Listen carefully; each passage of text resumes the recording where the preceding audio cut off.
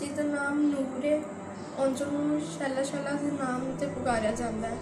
ਮੇਰੇ ਚਾਚੇ ਦਾ ਨਾਮ ਹੈ ਅਨਾਇਤ ਅਤੇ ਗੁਜਰਾਂਵਾਲਾ ਰਾਣਾ ਕਲੋਨੀ ਬੈਂਕ ਵਾਲਾ ਗਲਾ ਉੱਥੇ ਰਹਿੰਦੇ ਨੇ।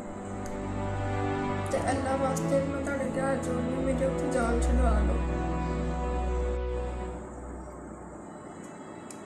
ਮੇਰੇ ਮਾਮਾ ਪਾਪਾ ਫੌਤ ਹੋ ਗਏ ਨੇ। ਇਹ ਮੇਰੇ ਚਾਚੀ ਅਤੇ ਚਾਚਾ ਨੇ।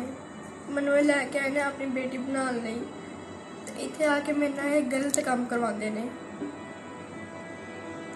ਅਤੇ ਮੈਨੂੰ ਇਹਨਾਂ ਨੂੰ ਮਾਰਿਆ ਵੀ ਹੈ। ਅਤੇ